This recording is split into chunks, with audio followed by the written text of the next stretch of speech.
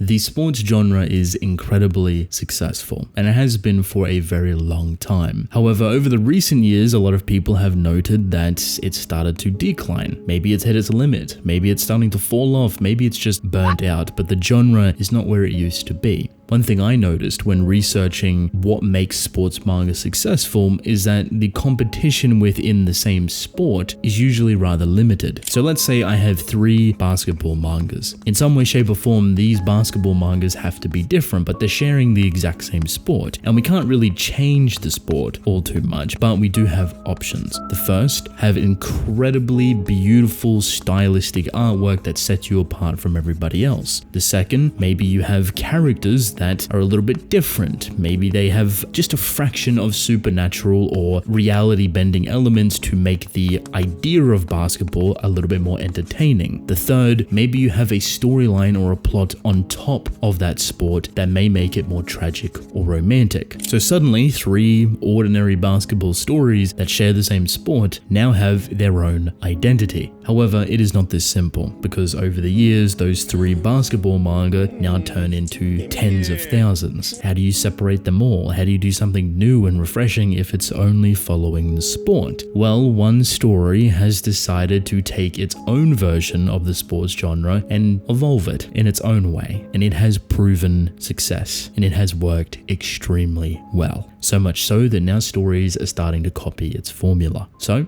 let us take a look.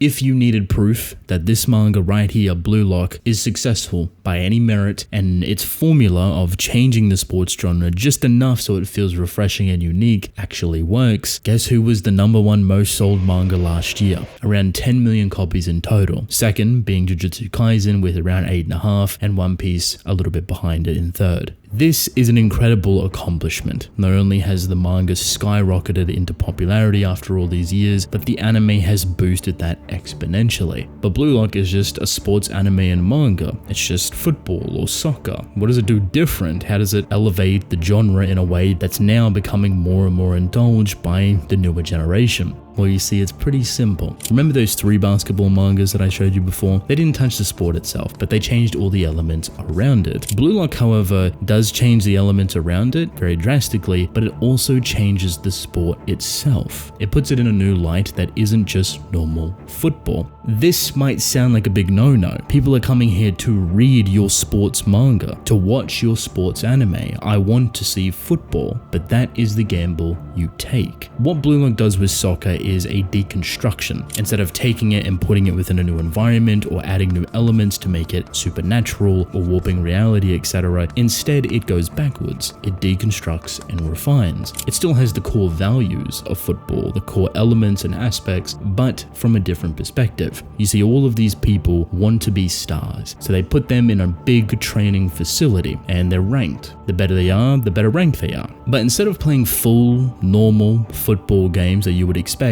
they are sized down to be 1v1s, 2v2s, 3v3s, etc. And there is a purpose to this. Each player within here represents a different aspect of football and the position that they play. But they all have this mentality of egoism. They have this mentality that they have to be the best, that they have to be hungry, that they have to work towards being selfish. And if they can figure that out to become one of the best strikers within Japan, even if they don't play that position, they may unlock the next step in evolution to being one of the greatest players known to man. So as much as this is a training football academy, it's also a thought experiment. It's also a mental and emotional scientific breakdown on how to create some of the best players to ever exist and the process of putting them in that position. What things will they have to do to achieve it? What do they have to sacrifice? What do you have to put them through? What do they have to overcome? There's one more element, however, because if you don't make this experimentation, this study, this training and academy exciting, if you don't make it emotionally fulfilling, why are people going to read it? So Blue Lock does something funny. It becomes edgy. It becomes over the top. It is so self-aware on how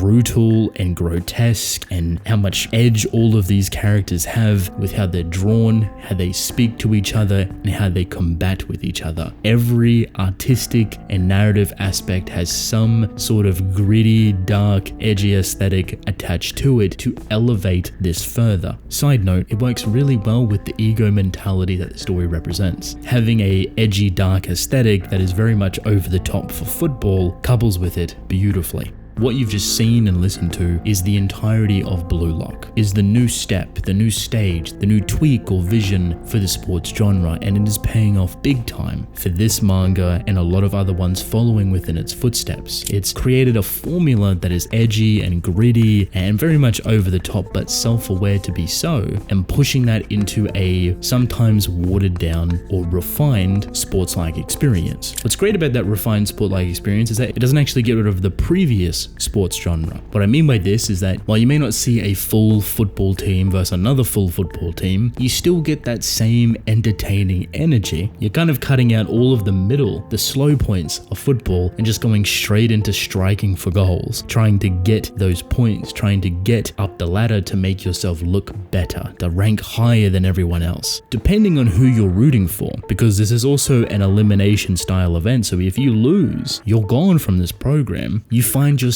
so incredibly on the edge of your seat, entertained all the way through. Similar to how you would with your favorite full team scoring a goal, with your team winning, with your team climbing back from the depths of having 20 or 30 points ahead of them. All of that old sports genre fun is still there, just more precise. Whether you like Blue Lock or not, you have to applaud it. It's done tremendously well. It has kickstarted a new variation of the sports genre, and I think a lot of stories are starting to take notice, because there's one that is recently released that I thoroughly enjoy that's doing its own take on it as well. Let's talk about it. This is Rugby Rumble, and surprisingly a lot of people really enjoy this. See, there's not all too many rugby manga out there. I find this really entertaining because this is what I was growing up with, both Union and League. So to see it adapted into a manga form and treated the way that it is really refreshing. And I'm sure there's other ones out there, but when you are following within the same footsteps as Blue Lock, having that gritty, monster-like, over-the-top aesthetic that has artwork to back it up in a beautiful way, but is also cutting down the fullness of the sport and being a bit more precise with it, Rugby Rumble is the newest result. It is exactly what you think it is. Different characters represent different things, and the main character is just an absolute monster. Someone that has never played rugby before, someone that does not know pretty much basic common sense, is raised within the boonies, finds himself wanting to play rugby, and is an absolute horror. He is a menace. He's strong, he's fast, he is ridiculous. He may not know nothing, but he is the next big thing, and everyone has their eyes on him. I thoroughly enjoyed this manga. It has a lot of similarities to Blue Lock, both in its art department, story department, and basically just following that new trend or evolved formula within the sports genre. At the end of the day, you're not necessarily reading it just for the sport, but for the entertainment, the sheer stupidity and edginess that it actually provides, and both of them do it extremely well. There is one big glaring issue, big one, for this new manga. While I think it's doing well, and a lot of people are really excited for it, it has AI involved with it. And I was super bummed when I seen that. I was like, why? What is it doing? Like, is it the artist? Is it the writing? Is it something else that I don't know? What I could find is that it has nothing to do with the creator, but it is a third party that does the lettering for the English translation, I believe. But it's not translating words, it's not translating the writing, but it's positioning the writing. Now, this is a category that people have jobs within. It's called lettering, and it's very important. It's crucial to have your English words fit within certain boxes, to have that clean up around those boxes and bubbles, and maybe doing a little bit of redrawing or touch up to make it all fit in there nicely. It's super disappointing to hear that. The reasoning for this is that they wanted to cut out a massive percentage of jobs, because lettering is usually a salary depending on different companies, so they're cutting out a massive chunk of people's money and hard work to have it done by a machine. The machine does not do a good job either. They do not have enough experience or material to even try to make it learn, so it kind of comes out a little bit wonky. It's unfortunate and it's sad, and I don't really enjoy them cutting corners when you could easily have people that are passionate about lettering and translation in general to create the best result possible. It's lazy, irresponsible, and honestly I think they should get rid of it. Just hire a letterist. Stop trying to cut corners to make more money. This looks desperate and weird, but I can see why they're trying to sneak it in here. A lot of people probably didn't notice it at first. Blue Lock and Rugby Rumble have an interesting path ahead of them, and I'm excited to see how they continue to evolve the sports genre. It's not a complete redefinement or a brand new experience that is so revolutionary it's never been done before, but it's definitely different, and a lot of stories are taking notice. A lot of stories are following in Blue Lock's footsteps. You're most likely going to see a lot more stories like it, and a lot more animes trying to mimic it, both in good and bad ways.